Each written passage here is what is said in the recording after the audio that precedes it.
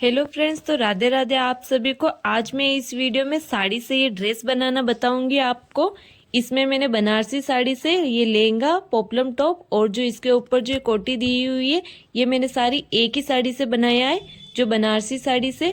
और इस लहंगे का वीडियो मैंने पार्ट 1 में अपलोड कर दिया है, इसकी कटिंग और स्टिचिंग। इस वीडियो में आज हम सीखेंगे इसके टॉप का कटिंग और स्टिचिंग। ठीक है फ्रेंड्स, तो ये साड़ी थी जिसमें ये पल्लू था, तो पल्लू का हमने कोटी बनाया है। और जो प्लेन कपड़ा था ब्लाउज का, और थोड़ा सा बड़ा था प्लेन कपड़ा 2 मीटर तक का, तो उसका हम पोपलम टॉप बनाएंगे, ये वाला। और जो लहंगा बनाया है वो बीच बीच वाला कपड़ा था, तो उससे हमने लहंगा बनाया है। तो सबसे पहले हम इस प्लेन कपड़े की कटिंग करेंगे पोपलम टॉप के लिए। तो जो ये बॉर्डर दिया हुआ है इसमें से हम स्लीव्स निकालेंगे, तो लॉन्ग स्लीव्स रखेंगे।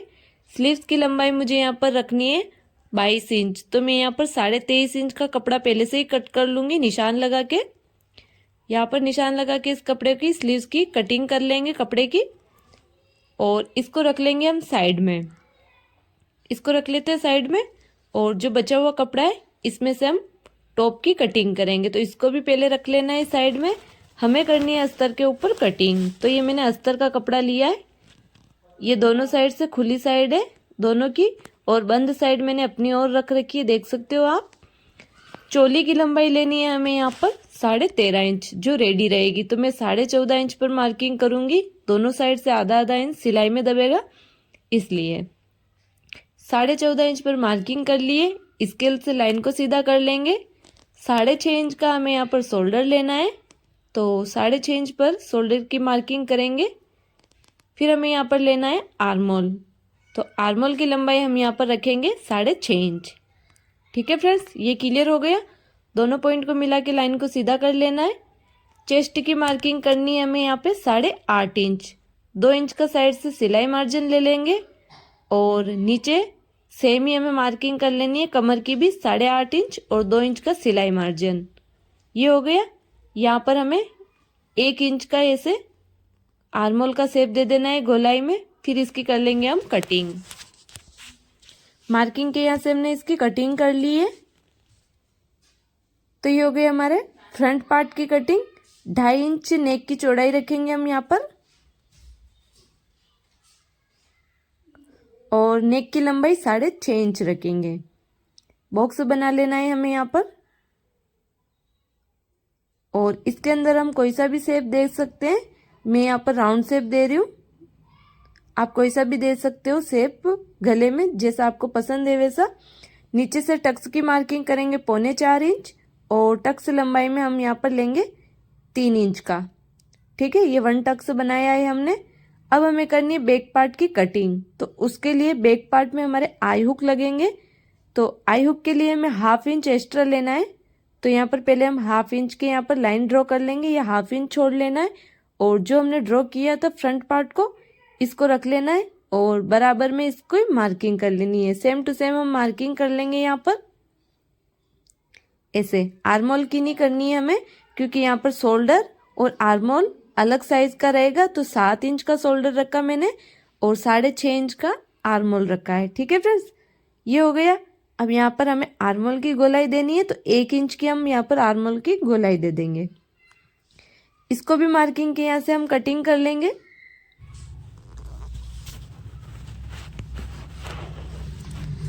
तो ये अस्तर की कटिंग हो गई है फ्रंट पार्ट की और बैक पार्ट की दोनों की, और दोनों में ही हम 1 टक्स का निशान भी लगा लिया हमने।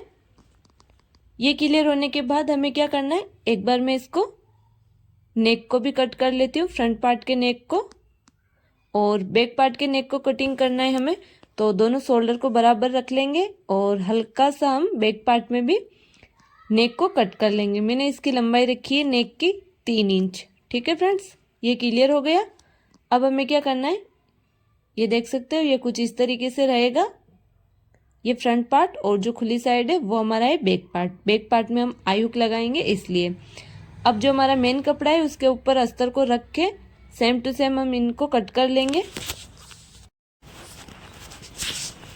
तो ये मैंने कटिंग कर ली इसके मेन कपड़े के ऊपर।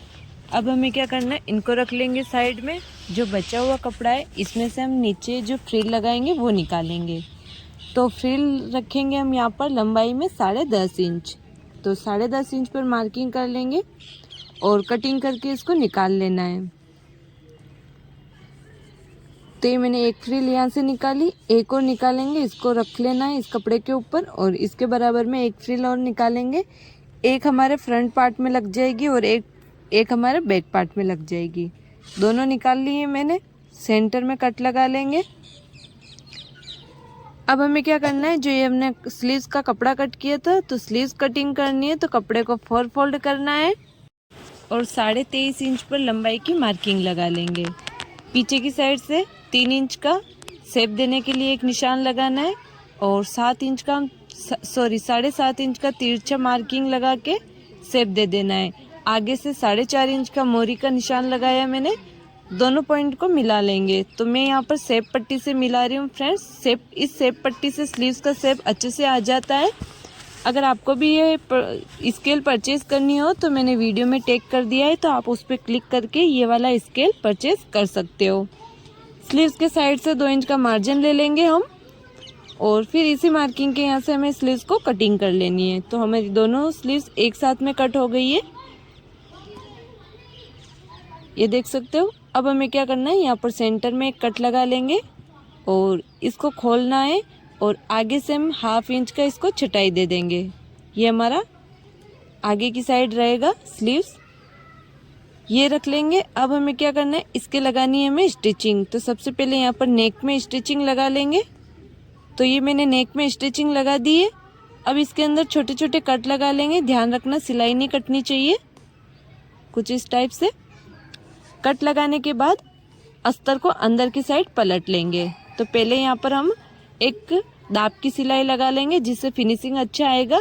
सिलाई हमें कॉटन वाले कपड़े के ऊपर चलानी है। तो मैंने ये लगा दी।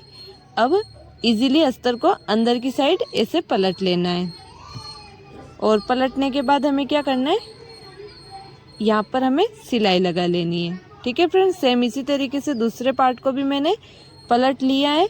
तो ये हमारा पीछे का पार्ट रेडी हो गया। सेम इसी तरीके से हमें फ्रंट पार्ट के नेक को भी रेडी करना है। सिलाई लगाकर इसको अंदर की साइड पलट लेना है। फिर चारों तरफ इसके भी सिलाई लगाकर इसको कच्चा कर लेंगे। अब जो हमने टक्स लगाए थे इसको ऐसे प्रिंसेस का हम शेप दे देंगे मार्किंग से, ये देख सकते हो। दूसरी साइड भी सेम कर लेना है हमें। ये डायरेक्ट प्रिंसेस कट का शेप है। अब इस लाइन के ऊपर हम एक सिलाई लगा लेंगे जिससे हमारा जो कपड़ा अलग अलग हो जाता है। टक्स लगाते टाइम ऊपर वाला जो कपड़ा होता है उसका झोल रह जाता है, तो ये सिलाई लगाएंगे तो झोल नहीं रहेगा, अच्छे से टक्स लग जाएगा।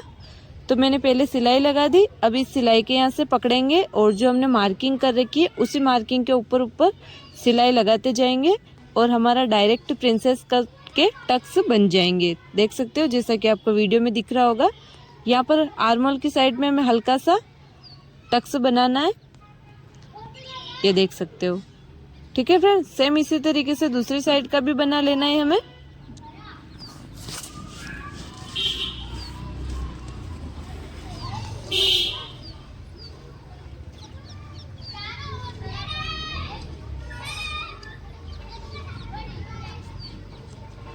तो ये दोनों साइड के हमारे टक्स लग गए हैं।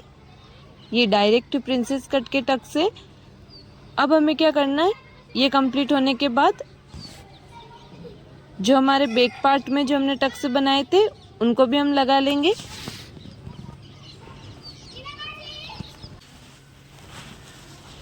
तो दोनों साइड में टक्स लगाकर इनको भी रेडी कर लिया है। ये कंप्लीट होने के बाद हमें फ्रंट पार्ट को लेना है वापस और दोनों के शोल्डर को जॉइंट कर लेना है। ऐसे रखेंगे उल्टा और दोनों शोल्डर को ऐसे सिलाई लगाकर जॉइंट कर लेंगे। तो ये दोनों शोल्डर पर मैंने सिलाई लगाकर जॉइंट कर लिया है। अब हमें क्या करना है, यहाँ पर आई हुक पट्टी लगानी है। तो ये मैंने आई पट्टी ली है जिसकी चौड़ाई रखी मैंने 2.5 इंच और ऊपर से 1/2 इंच छोड़ के फोल्ड के लिए छोड़ के यहाँ पर 1/2 इंच का सिलाई में दबा के कपड़े को फिर बाहर की साइड निकालना है और ऊपर से मैंने बराबर करके यहाँ पर इसको 1 इंच चौड़ी रखी है पट्टी की। कुछ इस टाइप से देख सकते हो, 1 इंच चौड़ाई रखी है मैंने पट्टी की, जैसे हम ब्लाउज में लगाते हैं सेम उसी तरीके से हमें आई हुक पट्टी यहाँ पर लगाकर रेडी करना है।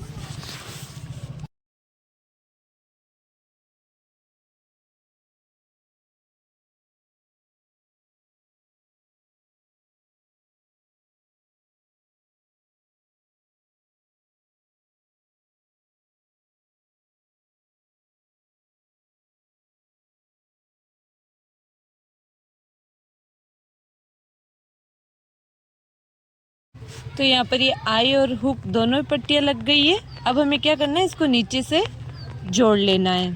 पहले ऊपर से बराबर रख लेंगे और नीचे से यहाँ पर 1 इंच का सिलाई लगाकर इसको दोनों को जॉइंट कर लेना है। ये हो गया। ये करने के बाद हमें क्या करना है,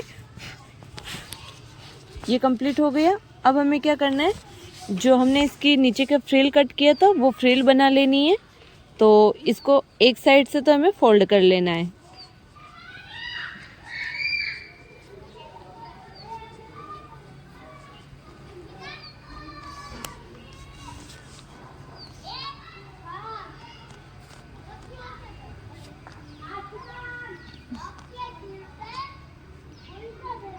तो ये नीचे से मैंने फोल्ड कर लिया। अब इसके ऊपर यहाँ ये घोटे वाली लेस लगा लेंगे जो हमने लहंगे में भी लगाई है। देख सकते हो मैंने लेस लगा दी। अब हमें दूसरी साइड में छोटी छोटी प्लेट बना लेनी है। तो यहाँ पर मैं सुई की मदद से छोटी छोटी सी गेदर्स बना रही हूँ। देख सकते हो आप, ऐसे बारी बारी से हमें प्लेट बनानी है। दोनों ही फ्रिल के हम बराबर में प्लेट बना लेंगे ऐसे पहले तो ये मैंने प्लेट बनाकर रेडी कर लिया है। अब हमें क्या करना है, इसको ऐसे रखना है और सिलाई लगाकर जोड़ लेना है। एक ये वाला फ्रिल हो गया और एक ये वाला फ्रिल आगे और पीछे दोनों साइड में इस तरीके से लगा लेना है। तो मैंने दोनों की सिलाई लगा दी। ये कंप्लीट होने के बाद दोनों साइड के हमें आस्तीन को अटैच करना है। तो आस्तीन को भी सेंटर से रख के दोनों साइड में से सिलाई लगा लेनी है। ये कंप्लीट हो गया फ्रेंड्स। इसके बाद हमें क्या करना है, इसके साइड की फिटिंग लगा लेनी है। फिटिंग लगाने के बाद ये हो गया हमारा पोपलम टॉप रेडी। अगर आपको हमारा वीडियो पसंद आया हो तो वीडियो को लाइक कर दो और ऐसे ही लेटेस्ट वीडियो देखने के लिए हमारे चैनल को भी सब्सक्राइब कर लो फ्रेंड्स। और इसके लहंगे का वीडियो अगर आपने नहीं देखा हो तो आप हमारे चैनल में जाकर देख सकते हो। और इसकी कोटी का मैं दूसरे वीडियो में डालूंगी क्योंकि वीडियो बहुत लंबा हो गया इसलिए। Thank you.